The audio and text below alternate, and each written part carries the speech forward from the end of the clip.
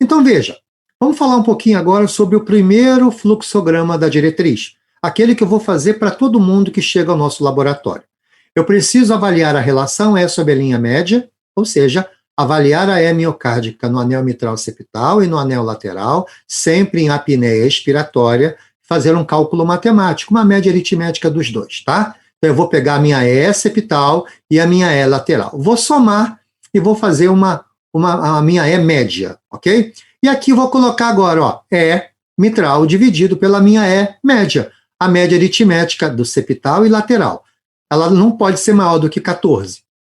A velocidade máxima da IT acima de 2,8 metros por segundo e o volume do ato esquerdo indexado pela superfície corpórea acima de 34 ml por metro quadrado. Então, eu obrigatoriamente, do meu fluxograma 1, eu preciso avaliar essas 4 variáveis.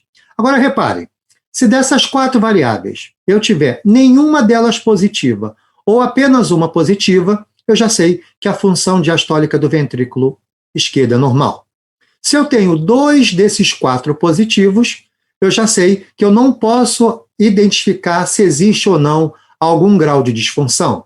E se desses 4 eu tiver 3 ou 4 positivos, eu já sei que a disfunção diastólica do ventrículo esquerdo existe. Ok? Então, esse é o primeiro fluxograma.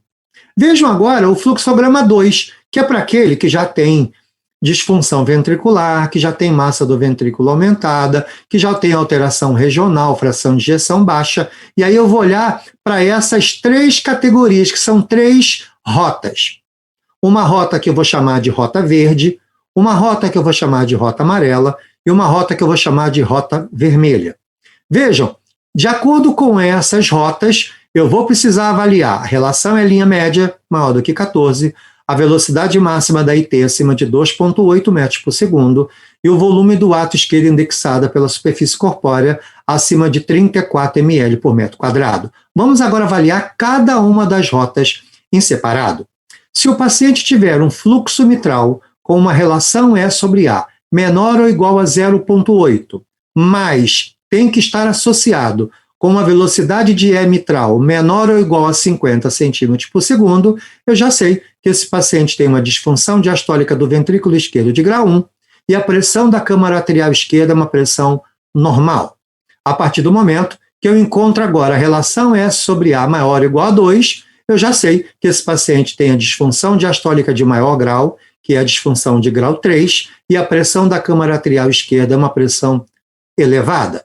E naquele paciente que está no meio, onde a relação E sobre A é menor do que 0,8, porém, a onda E mitral apresentou valores acima de 50 centímetros por segundo, ou que você encontrou uma relação EA do fluxo mitral entre 0,8 e 2. Eu continuo olhando para as 3 variáveis, relação E sobre a linha média maior do que 14, velocidade máxima da IT maior do que 2,8 metros por segundo, e o volume do ato esquerdo indexado pela superfície corpórea maior do que 34 ml por metro quadrado. Se eu tiver 2 de 3 ou 3 de 3 negativos, eu tenho uma disfunção diastólica de grau 1 com as pressões da câmara arterial esquerda normais. Porém, se eu tiver 2 de 3 ou 3 de 3 positivos, nós temos a chamada disfunção diastólica de grau 2 e nessa condição a pressão do ato já se encontra aumentada. Observem que a diretriz chama muita atenção inicialmente da relação E sobre A e depois utiliza as 3 variáveis de grande importância, a relação E sobre a linha média, a velocidade máxima da IT e o volume do ato esquerdo indexado pela superfície corpórea.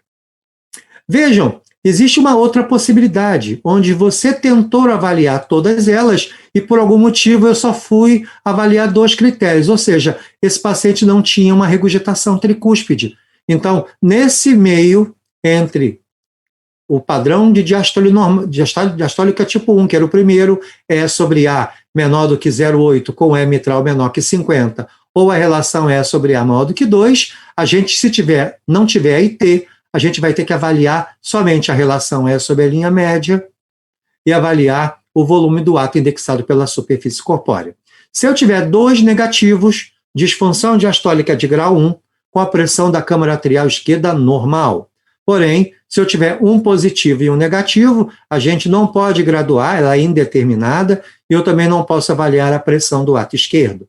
E se eu tiver 2 positivos, eu tenho uma disfunção diastólica de grau 2 com a pressão do átrio esquerdo aumentada. Então, é dessa maneira que a gente deve nos conduzir na avaliação da função diastólica na nossa rotina diária do laboratório de ecocardiografia.